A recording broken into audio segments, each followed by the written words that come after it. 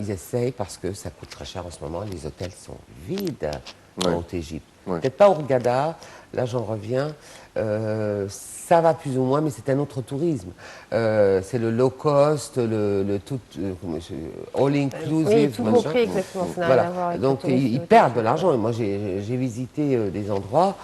Alors là, Nabil, vous allez vraiment faire une tête. Il y a des endroits, des 4 étoiles, vous payez 6 $ par nuit. 6 $. Oui.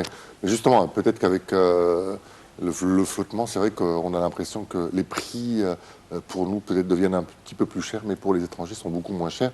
La compagnie nationale, par exemple, j'ai vu que les prix n'avaient pas augmenté pour la période de Noël et du jour de l'an, qui est une période assez faste, on va dire. Oui, mais là, par contre, je vais quand même vous dire que d'abord, j'ai envie parfois de me déguiser en touriste pour payer moins cher.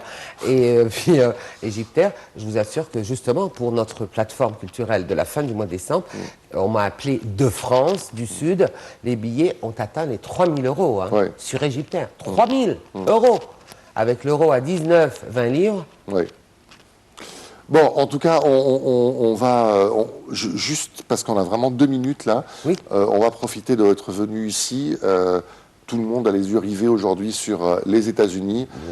En 2 minutes, est-ce que ça va changer quelque chose finalement? Parce que c'est ça qui... Pour nous? Pour le monde entier? Pour le monde, on va dire. Rien du tout, mais rien du tout. Rien du tout, ça va rien changer. Vous avez un préféré, vous avez un chouchou, une chouchoute dans cette élection? On peut parler, on peut dire... on peut parler, bien sûr, oui. Alors, en tant que femme, j'imagine que moi, cette Clinton, je ne peux pas l'avoir en voiture, c'est ça. D'accord. Je ne peux pas l'avoir. Je n'ai pas confiance, je connais son itinéraire, sa trajectoire historique qui était quand même très, très, très anti-égyptienne. Et elle n'a jamais rien fait, elle n'a jamais levé le petit doigt pour parler au moins positivement de tout un peuple qui a souffert. Moi, je parle de l'époque de l'avènement de la confrérie, par exemple, et ce n'est pas pour autant que j'aime beaucoup ce monsieur Trump.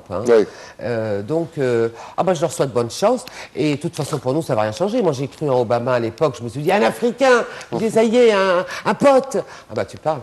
Non, les Américains feront ce qu'ils veulent. Je leur souhaite bonne chance.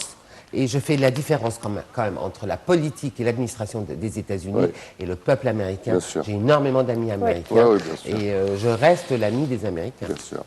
Merci beaucoup en tout cas, Reda, d'être passé nous voir, et puis on vous souhaite bonne chance pour votre initiative. On va la suivre bien sûr. Vous avez dit que c'était la dernière semaine du mois de décembre. Merci Nabil, merci de m'avoir reçu. Merci beaucoup d'avoir été avec nous ce matin. Voilà, mesdames et messieurs, nous parvenons au terme de cette édition de Bonjour l'Égypte. Rendez-vous demain à partir de 10h30, heure locale du Caire, avec une nouvelle équipe. Excellente journée à tous. Au revoir.